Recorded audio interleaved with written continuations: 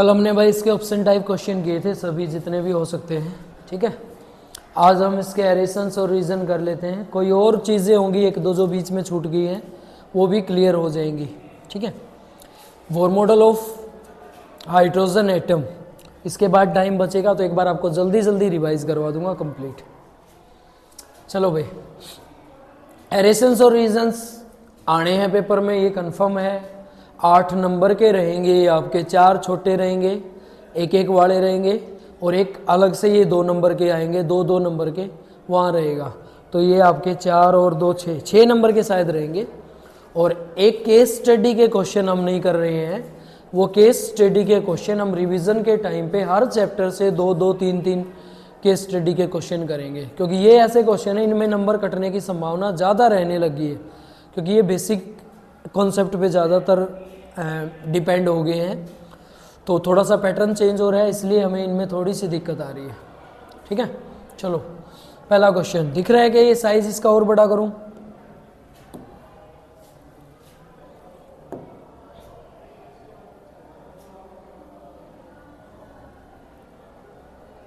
दिख रहा है? ठीक है, चलो पहले बोर हैड टू पोस्टुलेट, एरेशंस दिया हुआ है। Bohr had to postulate that the electron in stationary orbit around the nucleus do not radiate। Bohr model के अकॉर्डिंग कोई भी इलेक्ट्रॉन जो न्यूक्लियस के अराउंड चक्कर लगा रहा है वो अपनी एनर्जी को रेडिएट नहीं करता है। सही है? सही है। कोई भी इलेक्ट्रॉन जब इस न्यूक्लियस के अराउंड चक्कर लगा के ऑर्बिट बनाता है तो ये कॉन्स्टेंटली इसी ऑर्बिट में मोशन करता रहता है। इस ऑर्बिट को हम बोलते हैं स्टेशनरी ऑर्बिट, यही था ना।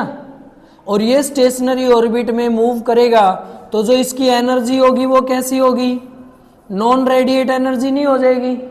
तो यहाँ पे इसकी एनर्जी हम पढ़ते हैं, उसको बोलते हैं नॉन रेडिएट एनर्जी। मीन्स एरेशंस की स्टेटमेंट सही है, इसी की वजह से स्टेशनरी ऑर्बिट मिलता है। यहाँ पे नई चीज सुन लो, यहाँ पे इलेक्ट्रॉन जो मूव कर रहे हैं ना, तो इसके मूव करने की, इलेक्ट्रॉन के मूव करने की एनर्जी तो कौन सी होगी? Kinetic energy. पता है आप लोगों को? इस ऑर्बिट की भी अपनी एक एनर्जी होगी जो इसको स्टेशनरी बना के रखी हुई है। वो एनर्जी कौन सी होगी? Potential energy. तो इसके पास दोनों एनर्जी हैं, कौन सी? काइनेटिक एनर्जी भी और पोटेंशियल एनर्जी।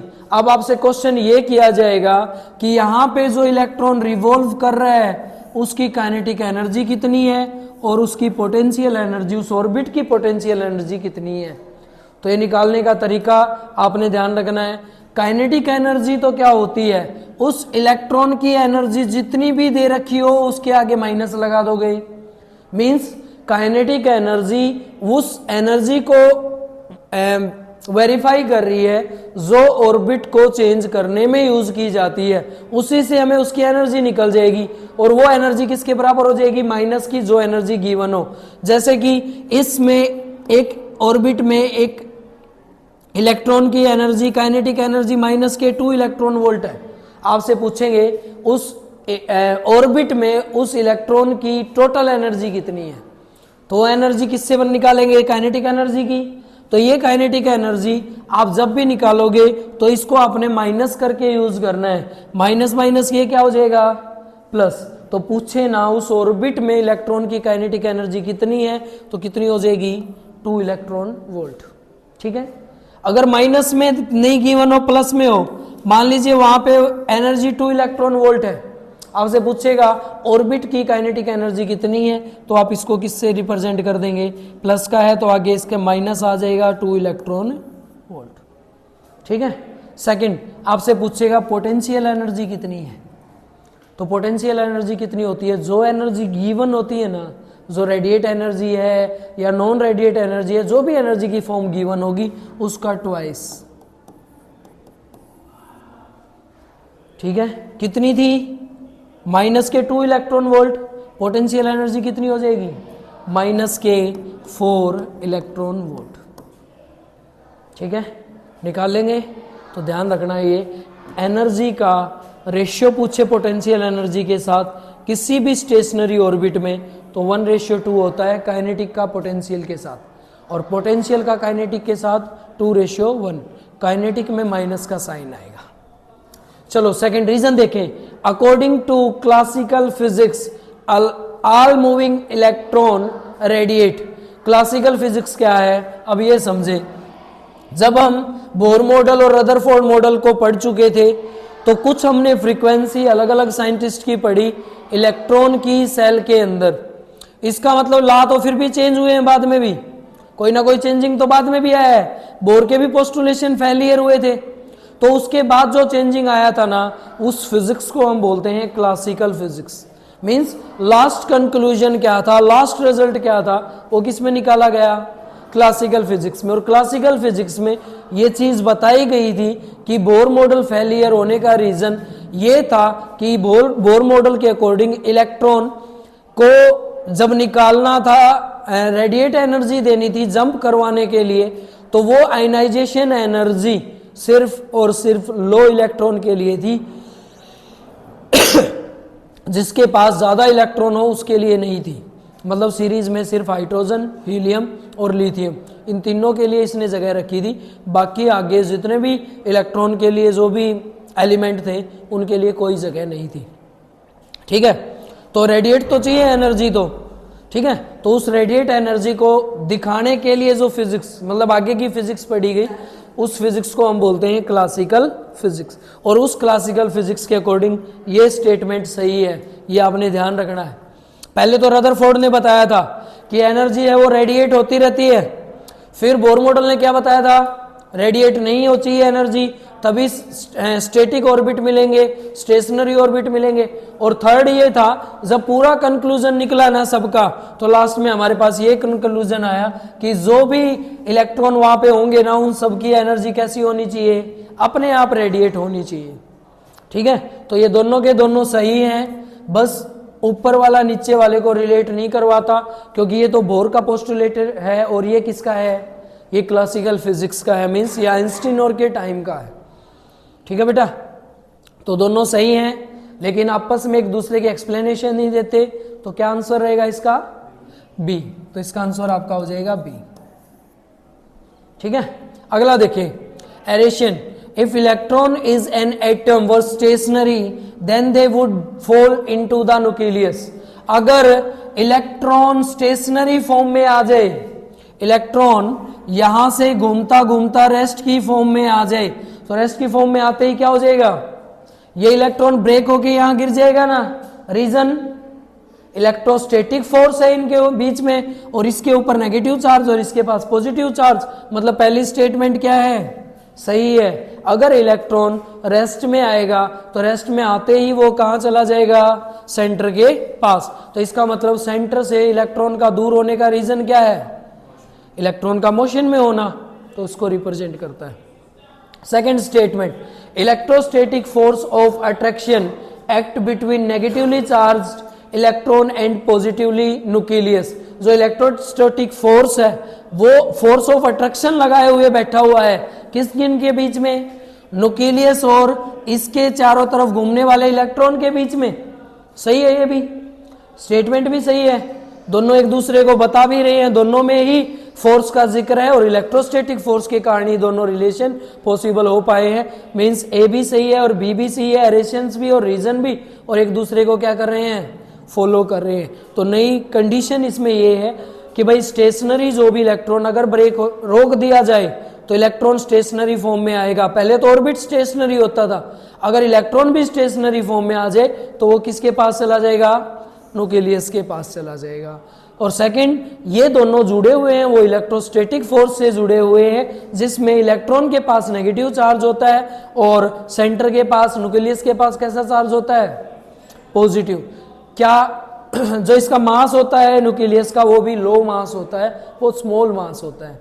ठीक है, चलो नेक्स्ट बोले, तो इसका ऑप्शन आंसर क्या हो जाएगा, सेकंड का ए।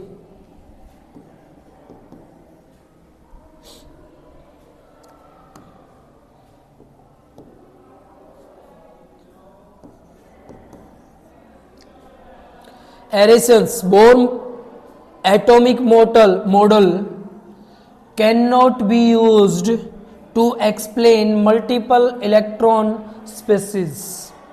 जो बोर मॉडल एटॉमिक था वो ज्यादा इलेक्ट्रॉन की अगर सीरीज आ जाए ना तो उसके लिए ये सही नहीं था।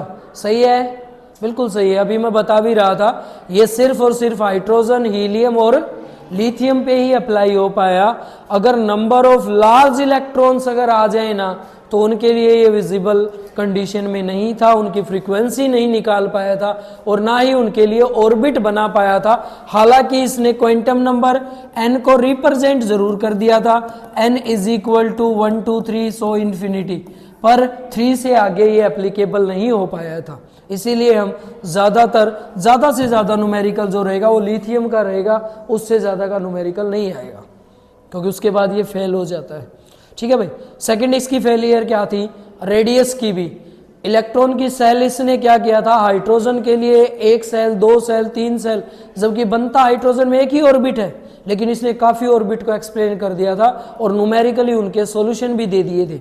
जैसे हम कल पढ़ रहे थे कि भाई एक ऑर्बिट की था उसके पास तो एक ही एनर्जी होगी, तो बेटा जी इसने ना काफी ऑर्बिट को यूज करके उनके सॉल्यूशन निकाल दिए थे। ठीक है, आज हम न्यूमेरिकल में उनको सीखेंगे।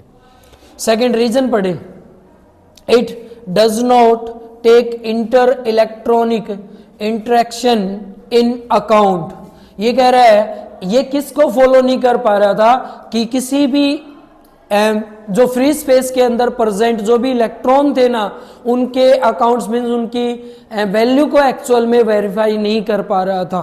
सही है ये भी। जब इसको ज्यादा इलेक्ट्रॉन के लिए सीरीज ना बना पा रहा था ना, उसका रीजन यही था, इसको ये समझ नहीं आया कि इलेक्ट्रॉन जो है ना वो उसके अंदर प्रेजेंट इलेक्ट्रॉन एक ऑर्बिट बना रहे हैं, दूसरे ऑर्बिट बना रहे हैं, या वही इलेक्ट्रॉन अलग अलग ऑर्बिट बना रहा है। ठीक है, तो ये एक्सप्लेन नहीं कर पाया। इसका मानना ये था कि एक न्यूक्लियस के चारों तरफ एक इलेक्ट्रॉन चक्कर लगाता है और इसी इलेक्ट्रॉन की एनर्जी बढ़ा दे तो यही इलेक्ट्रॉन अपना क्या कर लेगा, ऑर्बिट चेंज कर लेगा। जबकि बहुत सारे इलेक्ट्रॉन प्रेजेंट हो सकते हैं और सबके ऑर्बिट कैसे हो सकते हैं, अलग अलग हो सकते हैं ना। सोडियम है 281, तो इलेक्ट्रॉन की फॉर्मेशन आप देख रहे हो, अलग अलग ऑर्बिट में अलग अलग इलेक्ट्रॉन है। ठीक है, तो उसको ये वेरीफाई नहीं कर पाया था। तो हैं दोनों के दोनों सही, लेकिन एक दूसरे की ऑब्जर्वेशन नहीं देते हैं। ठीक है, पहला भी सही है, दूसरा भी सही है। ये बता रहा है डज नॉट, और ऊपर वाला भी ये बता रहा है, इसलिए यूज नहीं किया था कि उनकी स्पेसिस सीरीज नहीं बना पाया था। ठीक है बेटा, तो ये भी चीज ध्यान रखना है आपने कि इसको फेलियर क्यों दिया गया था। तो 2 फेलियर इक्वेशन मिल गई हमें, किसकी, बोर मॉडल की, किसको फेल साबित क्यों किया जाता है। पहला तो ये लॉन्ग टर्म ऑफ इलेक्ट्रॉन की स्पेसिस के लिए नहीं था। सेकंड ये था कि इलेक्ट्रॉन की स्पेक्ट्रम को भी इसने एक्सप्लेन नहीं करना था। ठीक है,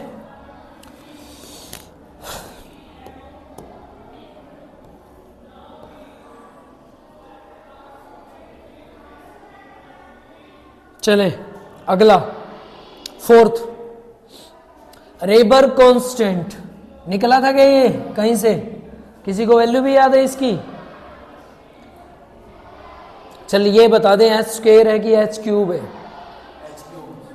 बस ये ध्यान रखना, इसमें प्लैंक कांस्टेंट जो होता है टर्म ऑफ क्यूब के लिए रहता है और एन क्या रहता है, स्क्वायर के क्यूब एन स्क्वायर में रहेगा। ठीक है, तो ये रिलेशन को रिप्रेजेंट करता है। Rebar constant various with the mass number of A given element. ये कह रहा है कि उस टर्म के ऊपर जो कांस्टेंट मास रहता है ना, एक्चुअल में मैं आपको बताऊं कि अगर ये वाला रेबर कांस्टेंट पूछा जाए ना तो आपने ध्यान दिया होना, आर का जो फॉर्मूला बना था ना, n square h square by k Z e square 4 pi square, ऐसा कुछ बना था ना। इसमें ध्यान से देखो तो सारी टर्म एन को छोड़ के कांस्टेंट नहीं है। एच कांस्टेंट होता है, के कांस्टेंट होता है 9 इंटू 10 की power 9, Z atomic number constant होता है, सबका अलग अलग होता है। ई इलेक्ट्रॉन पे जो चार्ज होता है सेम होता है 1.6, 4 पाई की वैल्यू कांस्टेंट रहेगी, तो सारी टर्म कांस्टेंट नहीं है। तो जो रेबर कांस्टेंट निकला था उसके लिए तो सारी चीजें ही कांस्टेंट है, तो किसी एक टर्म को बोलेगा वो तो अपने आप क्या है, उसकी कांस्टेंट है कि नहीं। रेडबर्ग के लिए जो मास हम यूज कर रहे हैं वो एलिमेंट नंबर के अकॉर्डिंग क्या है, कांस्टेंट है कि नहीं। एक का ये मास, दो का ये मास, चार का ये मास, वो कांस्टेंट रहेगा या चेंज होगा? नहीं होगा। तो पहली स्टेटमेंट सही है। सेकंड बोले क्या है? द रीजन है the reduce mass of electron is dependent on the mass of nucleus only. भाई पहले तो ये बताओ, किसी भी एलिमेंट का मास जो हम रिप्रेजेंट करते हैं उसके न्यूक्लियस से ही करते हैं। न्यूक्लियस पे present number of proton, proton किसके बराबर? एटॉमिक नंबर के बराबर, यही होता होगा। तो पूरा का पूरा मास किस पे डिपेंड हो गया? इसका न्यूक्लियस पे डिपेंड हो गया कि नहीं? तो वही चीज लिखी हुई है, मींस पहला भी सही है और दूसरा भी सही है। पर ये रिलेशन का जिक्र कर रहा है, ये अमाउंट का जिक्र कर रहा है कितना है, तो एक दूसरे के साथ दोनों रिलेट नहीं करते हैं। पर लेकिन दोनों के दोनों जो स्टेटमेंट है वो हमारी राइट स्टेटमेंट है। क्लियर है? अगर आपसे पूछा जाए एटॉमिक मास किसके बराबर होता है, तो केमिस्ट्री में टर्म रहती है atomic mass is equal to number of proton. किसके बराबर रहता है? प्रोटॉन के। तो इलेक्ट्रॉन कितने होंगे? Proton is equal to number of electron, यही रहता है ना एटॉमिक नंबर। इसी के बेसिस पे हम निकालते हैं एटॉमिक मास। एटॉमिक मास क्या है? प्रोटॉन प्लस न्यूट्रॉन, और दोनों के दोनों कहां हैं?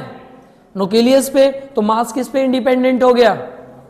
न्यूक्लियस पे। इंडिपेंडेंट जो है वो डिपेंडेंट के लिए यूज किया जाता वर्ड है। ठीक है, चलो तो दोनों सही है। अगला बोले fifth, the total energy is an hydrogen atom is negative. निकाली थी कल, फॉर्मूला भी आया था। पहले काइनेटिक एनर्जी निकाली, फिर पोटेंशियल। फॉर्मूला क्या बचा था? के जेड ई स्क्वायर बाय में 4 pi epsilon naught r square 2r। Total क्या बची थी? 2r। आगे निशान किसका आया था? माइनस का, तो माइनस की रहती है। सही है, सही है भाई। It is bounded to the nucleus. अच्छा, एनर्जी टोटल किससे बाउंड है? न्यूक्लियस से जुड़ी हुई है। फर्स्ट समझे, electron revolve around the nucleus with electrostatic force, force into displacement. Energy होगी किससे ज्वाइंट है? न्यूक्लियस से। Second, electron revolve in fixed axis due to angular momentum, create energies, potential energy, वो भी किससे ज्वाइंट होगी? न्यूक्लियस से होगी कि नहीं? तो दोनों के दोनों एनर्जी किससे बाउंडेड है? न्यूक्लियस से। ये भी टोटल एनर्जी का जिक्र कर रहा है, न्यूक्लियस से ही जिक्र कर रहा है नेगेटिव और पॉजिटिव होना, क्योंकि नेगेटिव होने का रीजन होता है इलेक्ट्रॉन पे नेगेटिव चार्ज का प्रेजेंट होना। तो दोनों की दोनों स्टेटमेंट सही हैं और दूसरे को एक दूसरे को क्या करती हैं? वेरीफाई भी करती हैं। ठीक है, तो इसका ऑप्शन क्या हो जाएगा? ऊपर वाले का तो था बी, इसका क्या हो जाएगा? ए। बताए भाई अगले का। Balmer series lie in visible region. फिर से एक बार रिवाइज कर लें। सबसे पहले लेमन सीरीज कहां से स्टार्ट होती है? 1/1 का स्क्वायर। ठीक है, उसमें क्या था? रीजन क्या आता था उसका? फ्रीक्वेंसी का अल्ट्रावायलेट। ठीक है, सेकंड क्या रहता है हमारा? Balmer series. बाल्मर सीरीज कहां से स्टार्ट होती है? 1/2 का स्क्वायर। तो एन क्वांटम नंबर कहां से शुरू होंगे? 3 4 सो इन्फिनिटी, वहां से स्टार्ट होंगे। तो ये स्पेक्ट्रम सीरीज है, उसमें जो रीजन रहता है वो कैसा रहता है? विजिबल। बाकी आगे की तीनों सीरीज में कैसा रहता है? इनफ्रारेड। ठीक है, तो ये है आपका, ये सही है। अगला region 1/λ is equal to R 1/2 square minus 1/n square, फिर n is equal to 3 4 5 6 so infinity. सही है ये भी? तो ये भी सही है, ये भी सही है। आप ये बताएं ये इसकी करेक्ट एक्सप्लेनेशन करता है कि नहीं करता है? नहीं करता है। ये तो सिर्फ न्यूमेरिकली पर्पज के लिए डाला गया था। रीजन का तो बनने का रीजन था फ्रीक्वेंसी का कम और ज्यादा होना, मींस एनर्जी का कम और ज्यादा होना। ये तो फ्रीक्वेंसी निकालता है, और ये किसकी वजह से बनता है? एनर्जी की वजह से बनता है। ठीक है, तो ध्यान रखना दोनों स्टेटमेंट हैं तो सही, लेकिन क्या नहीं करती? एक दूसरे को वेरीफाई नहीं करती हैं। बोले बेटा, क्लियर है? ये रहेगा भाई आपका जो क्या बोलते हैं एरेशंस और रीजंस। ठीक है, न्यूमेरिकल कर लें इसके। पहला न्यूमेरिकल,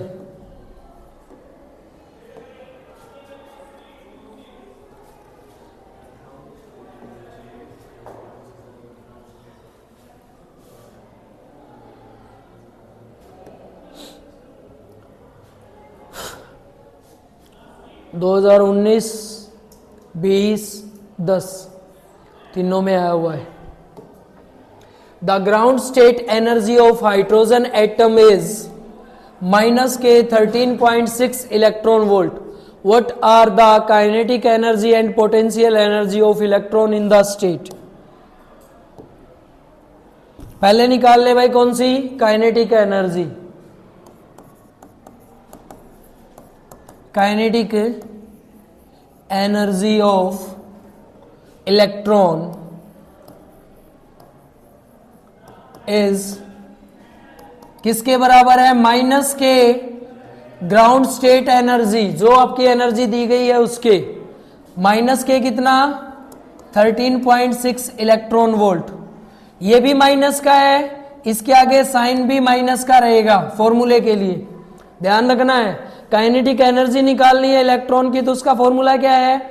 माइनस का जो भी एनर्जी आपके पास गिवन है वो माइनस माइनस क्या हो जाएगा? प्लस हो जाएगा। तो काइनेटिक एनर्जी किसके बराबर आ जाएगी इलेक्ट्रॉन की? 13.6 इलेक्ट्रॉन वोल्ट। सेकंड निकालो, what is the potential energy of electron. Electron की पोटेंशियल एनर्जी निकालनी है, तो पोटेंशियल एनर्जी के लिए फॉर्मूला क्या है? P is equal to -2 twice of given state energy E। जो भी स्टेट एनर्जी गिवन है वो किसके साथ कर देंगे? उसका ट्वाइस कर देंगे। माइनस नहीं है, माइनस नहीं आएगा, तो उसका ट्वाइस कर देंगे। तो 2 इंटू में एनर्जी कितनी गिवन है? माइनस के 3.6 कितनी हो जाएगी? 27.2 इलेक्ट्रॉन वोल्ट। किसके?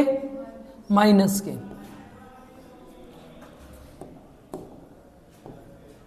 ये रहेगा बेटा जी आपका एनर्जी निकालने का फॉर्मूला, ध्यान रखना है। इससे रिलेटेड अगर न्यूमेरिकल आएगा तो काइनेटिक एनर्जी और पोटेंशियल एनर्जी दोनों पूछी जाएंगी। काइनेटिक एनर्जी तो सेम एनर्जी को माइनस से आप भी मल्टीपल कर दें, ठीक है। और अगर पोटेंशियल एनर्जी पूछी गई तो जो एनर्जी उस स्टेट पे दी गई है उसका twice. Second,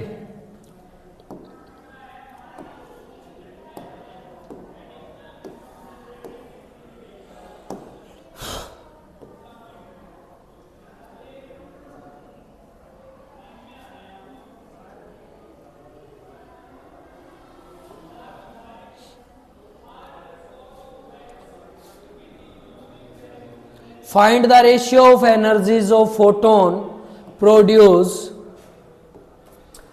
transist of an electron of hydrogen atom from second permitted energy level to first level and the highest permitted energy level to first permitted level।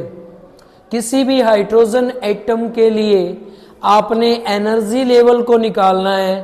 पहली कंडीशन में तो सेकंड से first के लिए, और फिर निकालना है हाईएस्ट से हाईएस्ट से फर्स्ट लेवल के लिए उसकी एनर्जी कितनी होगी। एनर्जी के लिए निकालने के लिए फॉर्मूला होता है फाइनल एनर्जी माइनस में इनिशियल एनर्जी। हाइड्रोजन के लिए अब हमें दो स्टेट पे एनर्जी चाहिए। कैसे? मान लीजिए हाइड्रोजन का पहला ऑर्बिट ये है, तो इसकी एनर्जी कितनी हो जाएगी? ये न्यूक्लियस है E1, और इसी का ये सेकंड ऑर्बिट है, इसकी एनर्जी क्या हो जाएगी? E2। अब ये माइंड में रहता है हाइड्रोजन में तो एक ही ऑर्बिट होता है, तो बेटा जी ये इसकी अगली कमी थी जो बोर मॉडल ने इसके काफी टाइप ऑफ ऑर्बिट एक्सप्लेन किए थे, ठीक है। लेकिन फॉर्मूला इसी पे बेस्ड निकलता है, तो दोनों एनर्जी को हम निकाल सकते हैं। एनर्जी को अगर रेडिएट करना है तो कहां से कहां होगी? लोअर टू हायर, और लोअर टू हायर अगर रेडिएट होगी तो हमेशा रिजल्ट निकालना हो तो फाइनल में से किसको माइनस करते हैं? इनिशियल में से। इस स्टेट की एनर्जी कितनी होती है? निकाल चुके हैं, माइनस के 13.6 इलेक्ट्रॉन वोल्ट। सेकंड की बताएं, 2 का स्क्वायर काट लेंगे, 2 का स्क्वायर हो जाएगा। फॉर्मूला निकालने का आपको बता चुका है, E इज इक्वल टू किसके बराबर है? माइनस के 13.6 बाय में n का स्क्वायर। तो निकालेंगे तो कितनी आएगी? माइनस के 3.4 इलेक्ट्रॉन वोल्ट। तो निकाल दे पहले वाला। सेकंड में से किसको माइनस करना है? फर्स्ट को। सेकंड कितनी? माइनस के 13.6, ये माइनस के सॉरी सेकंड कितनी है? माइनस के 3.4 माइनस E1 कितना है? माइनस के 13.6 is equal to minus minus क्या हो जाएगा? 3.4 प्लस में 13.6 इज इक्वल टू किसके बराबर है? 10.2 इलेक्ट्रॉन वोल्ट। ठीक है, इसमें से माइनस कर देना, बड़े वाला सिंबल आ जाएगा प्लस का। अब मेरे को ये बताएं, इस एनर्जी को क्या बोलेंगे? ये कौन सी एनर्जी है? ये आपकी एग्जिस्ट एनर्जी है। ठीक है भाई। सेकंड भाई, अब क्या निकालना है? हाईएस्ट से लेके कहां तक? फर्स्ट तक का। हाईएस्ट कितना हो सकता है? उसके अकॉर्डिंग क्वांटम नंबर हाईएस्ट कहां तक थे? इन्फिनिटी तक। तो हाईएस्ट आपका हो गया इन्फिनिटी एनर्जी। और कहां तक की निकालनी है? फर्स्ट की। हाईएस्ट के साथ फर्स्ट की निकाल दो। E is equal to highest कितनी? इन्फिनिटी माइनस में माइनस के 13.6 किसकी? फर्स्ट इलेक्ट्रॉन की। ये जीरो हो जाएगा, ये प्लस में कितना हो गया? 13.6। तो एनर्जी कितनी आ गई? 13.6 इलेक्ट्रॉन वोल्ट। ये आपका अगला न्यूमेरिकल है, जिसमें आप किन्हीं भी लेवल के ऊपर बोर रेडियाई के अकॉर्डिंग एनर्जी का कन्वर्सेशन कर सकते हैं। ये इसका सेकंड पोस्टुलेशन था, थर्ड पोस्टुलेशन था, जिसमें फोटोन एनर्जी को इसने फ्रीक्वेंसी के बराबर डाला था। रदरफोर्ड का जो फेलियर था वो इसी वजह से था कि उसने फोटोन को यूज नहीं किया था, और बोर मॉडल ने फोटोन को भी यूज किया था, डी ब्रोगली वेवलेंथ को भी यूज किया था। तो दोनों के पोस्टुलेशन फेलियर पता चलते हैं। इसका तो क्वांटम नंबर इसको फेल करता है, और रदरफोर्ड का एनर्जी इक्वेशन इसको फेल करती है। ठीक है, तो ये था, ये आपका न्यूमेरिकल है। बताओ, क्लियर है? हाँ जी बेटा जी। है क्लासिकल फिजिक्स। ठीक तो भाई, ठीक क्या हो सकता है बेटा जी? अगर आप इसमें कुछ संशोधन कर सकते हो, आपको लगता है कि इसमें कुछ गलत है, उसको आप राइट करके दे दें, ठीक तो वो भी हो सकता है। लेकिन ध्यान आपने रखना है उसके बाद कमी ना निकले। तो जिसमें कमी लास्ट में ना निकले वो ठीक है। जैसे कि न्यूटन के तीनों फोर्स के लॉ, उनमें क्या कमियां निकाल सकते हो? अब उनमें कमी नहीं निकलेगी तो वो तीनों एक्यूरेट है, उसके बाद लॉ बने ही नहीं। ठीक है, तो ऐसे होता है। तो ठीक तो कुछ नहीं है, और ठीक तो इसलिए भी कुछ नहीं है, इनको आप अपनी लाइफ में एक बार तो यूज कर लें। आप एक बार ही कर लें, कहाँ यूज करेंगे इसको? मेरे को ये बता दे। इसको आप यूज तभी कर सकते हो जब इसी पे एक्सपेरिमेंट करोगे, अदरवाइज इसका आपके पूरे जीवन में कोई यूज है क्या? कोई यूज ही नहीं है। लेकिन आप इसी पे चर्चा करें, इसी पे आप इस पे बार बार चर्चा करेंगे तो यूज होगा। जैसे कि मैं इसको बार बार यूज करता हूं, हर साल यूज करता हूं, आप लोगों को बताने के लिए। ठीक है, हाँ जी भाई। एप्लीकेशन इसलिए आती है क्योंकि कुछ कॉन्सेप्ट में हाइड्रोजन के लिए ये बिल्कुल राइट था। हाइड्रोजन के लिए हम इसको, भाई गलत तो था ये, लेकिन जब इसको गलत साबित किया ना, तब तक बहुत टाइम हो चुका था। तो अब बताएं ना आप, इसके अलावा तो देखो ही एक्सप्लेनेशन। भाई गलत ये बोलना, आप ये बोलें कि सर आप गलत पढ़ा रहे हो, मैं बोलूं कि भाई मैं गलत नहीं पढ़ा रहा, आप सही पढ़ाओगे मेरे अपोजिट में, तभी तो मैं गलत साबित होऊंगा। बोलने से थोड़ी गलत होता है। बोलने से तो बोर मॉडल ने रदरफोर्ड ने थॉमसन को बोल दिया था कि गलत है तू, जबकि वो टीचर था, वो स्टूडेंट था। लेकिन उसने बोला पहले भाई आप मेरे को प्रूफ करें, मैं बाद में मानूंगा। तो हमने नहीं किए ना ये, जिन्होंने किए वो यूज नहीं करेंगे। आप लोगों ने तो नहीं किया, आप लोग कर लो भाई इसको। अगला करें, calculate the energy required to exist an electron from first of hydrogen atom to the third orbit। हो जाएगा, फट से आंसर बता दे। अब की बार किस किस का निकालना है, थर्ड ऑर्बिट के साथ फर्स्ट ऑर्बिट। ये ले, ये फर्स्ट ऑर्बिट है, ये सेकंड ऑर्बिट है, ये थर्ड ऑर्बिट है। पहले ऑर्बिट की एनर्जी, सेकंड ऑर्बिट की एनर्जी, थर्ड ऑर्बिट की एनर्जी है, निकाल ले भाई, कहीं ऐसे ही लिख दिया हो तो वो नहीं लिखा था पहले।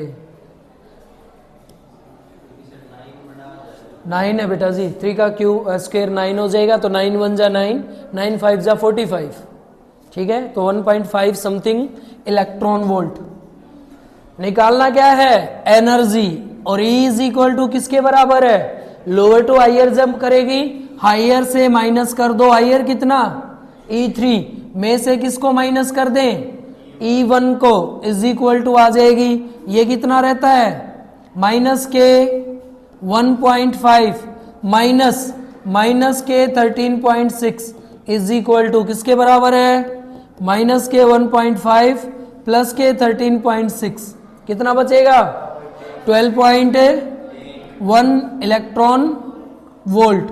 क्या है ये, एग्जिस्ट एनर्जी है, जिससे हम इलेक्ट्रॉन को जंप करवा सकते हैं एक ऑर्बिट से डायरेक्ट आउटर ऑर्बिट में,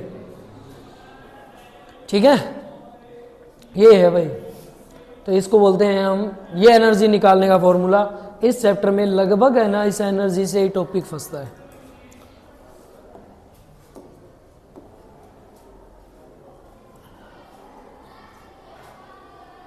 अगला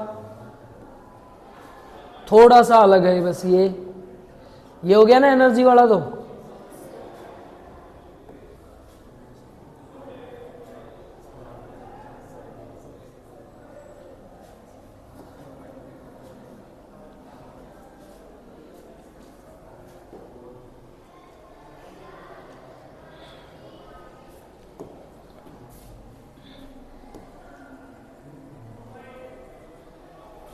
चले भाई, which one of these transition will result in the emission of a photon of wavelength 275 nm। पहली बात तो इसको सबसे पहले माइंड में ये जाना चाहिए, यूनिट में लेके आएंगे, और यूनिट में लेके आएंगे तो इसको किस में चेंज करेंगे, मीटर में। बनाए इसके मीटर, कितना हो जाएगा 9 मीटर, ये लो मीटर बन गया। निकालना क्या है, which transition corresponding to the emission radiation of maximum wavelength. Wavelength निकालनी है, वेवलेंथ का formula according to de Broglie उठाना पड़ेगा, और वेवलेंथ इज इक्वल टू किसके बराबर है, ऐसा फॉर्मूला जिसमें हम which of the following, which of transition corresponding to emission of radiation of maximum wavelength। Energy निकालनी है, मैक्सिमम रेडिएशन किस एनर्जी से निकलेंगे जिसकी वेवलेंथ इतनी है, ठीक है। तो वेवलेंथ के लिए एनर्जी का फॉर्मूला कौन सा यूज होता है, E is equal to hc by lambda. होता है कोई फॉर्मूला फ्रीक्वेंसी वाला, h nu is equal to c by lambda. निकाल लो भाई, सारी वैल्यू गिवन है। h इज इक्वल टू कितना होता है, c की वैल्यू पता है, लेमडा गिवन है, इसको सोल्व करना है। पावर बता दें जल्दी सोल्व करके, वही आंसर है। Maximum energy is equal to, ये जाएगा तो किसका हो जाएगा, प्लस का, तो 18 प्लस कितना हो जाएगा 17 हो जाएगा ना, और ये कितना है माइनस का, ये आ गया 10 की पावर इनवर्स 17। अब ध्यान ये भी देना है, इस वैल्यू को इस वैल्यू से डिवाइड करेंगे तो ये इस वैल्यू इसी के 3 डिजिट में बराबर तो रखे कम से कम। ये पॉइंट और हटाएंगे तो बाई में कितना आएगा 100, ये भी जाएगा ऊपर, जाके किसका हो जाएगा माइनस का, तो पावर आपकी मिलेगी 10 की पावर इनवर्स 19। अब देखो ये सोल्व भी हो सकता है, 1 पॉइंट समथिंग आंसर आएगा, 2 पॉइंट समथिंग आ जाएगा ना भाई। ये इससे डिवाइड कर सकते हैं 663 को 275 से। हाँ जी बेटा जी, 9 हो जाएगा। बस चलो कितना हो जाएगा, समथिंग रहेगा, वो भी इससे डिवाइड हो जाएगा, वैल्यू बस थोड़ी सी बढ़ के आएगी। ये वैल्यू आपकी ध्यान रखनी है आपने, 17 से 19 के इन बिटवीन सी मिलेगी। ठीक है भाई, इसको सोल्व कर लेना, काट पीट लेना, कटता हो तो 3 से कटता है क्या, नहीं कटता, डिवाइड कर लेना इसको। फॉर्मूला कौन सा लगेगा इसका ध्यान रखना है। लास्ट क्वेश्चन है आज का आपका, ये चैप्टर आपका कंप्लीट हो गया है। कल हम अगले चैप्टर को देखेंगे। कौन सा लास्ट आ गया था क्या, ये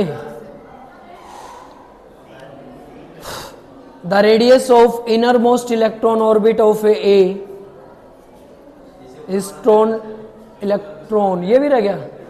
what is the ratio of radii of orbit cross section having equal negative charge relieve responding to first excite state and ground state of hydrogen atom. इसमें आपने क्या निकालना है, रेशियो निकालना है, किसका, N1 का और N2 का। रेशियो हम निकाल चुके हैं ऑप्शन वाले में, आपको ध्यान हो तो 1:4 नहीं आया था, 4 आंसर जिसका आया था 1/1/1/4, ये वही है सेम। ठीक है, उसमें 2 स्टेट के लिए निकाला गया है। The radius of inner most electron orbit of क्या बोलेंगे, हिट्रॉन्स revolving around the nucleus are hydrogen atom is, इतना मीटर दे रखा है भाई। What are the radii of N2 accelerated since an accelerated charge, the radius of circular path of revolving N3। Second orbit के लिए R निकालना है और थर्ड ऑर्बिट के लिए R निकालना है। ऑर्बिट के लिए R निकालने के लिए हमें पता ही है R का रिलेशन क्या रहता है, R डायरेक्टली प्रोपोर्शनल किसके है, N स्क्वायर के। एक में दे रखा है R का relation directly proportional second orbit के लिए, तो सेकेंड ऑर्बिट में क्या हो जाएगा, N का स्क्वायर 4 हो जाएगा। और जो वेवलेंथ R की दे रखी है वो इसके साथ मल्टीपल हो जाएगी ना। और थर्ड ऑर्बिट के लिए निकालें तो R इज डायरेक्टली प्रोपोर्शनल क्या हो जाएगा, N का क्यूब, N का स्क्वायर, 3 का स्क्वायर कितना होगा 9 इंटू में जो वैल्यू दी हुई है उसके साथ मल्टीपल कर देंगे।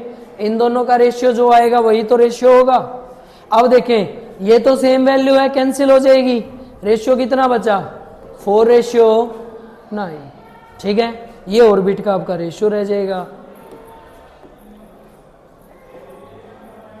ये है क्योंकि हाइड्रोजन एटम की रेडियस तो सबके साथ सेम रहेगी ना, ये है ना। इसी में सेकंड ऑर्बिट का पूछ रखा है तो 2 का स्क्वायर 4 इंटू में ये, और इसका पूछ रखा है तो 3 का स्क्वायर 3 इंटू में ये, सेम से सेम कट जाएगी, उनका रेशियो आ जाएगा। लास्ट भाई, find the wavelength of electron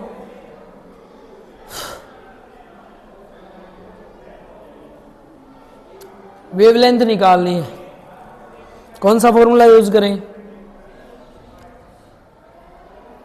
lambda is equal to C/ν। C क्या है, स्पीड ऑफ लाइट, और इसमें फ्रीक्वेंसी दे रखी है, ये इलेक्ट्रॉन की फ्रीक्वेंसी दी है यहाँ पे, ये कटा हुआ है क्वेश्चन उठाते वक्त हो रखा है ये। ठीक है, ये वेवलेंथ का है भाई, मैं डाल दूंगा वो देख लेना आप लोग वहां से। तो आने वाले जो न्यूमेरिकल थे ना वो लगभग हम ये कर चुके हैं। ये आपके न्यूमेरिकल हैं, ये आपके एरेशंस और रीजन्स हैं। ठीक है, तो ये आपने कर लेने हैं भाई। अब मैं आपको करवा देता हूँ जो बोर मॉडल रह गया है वो। ठीक है, किस किस को समझ नहीं आया पहले तो वो बता दें।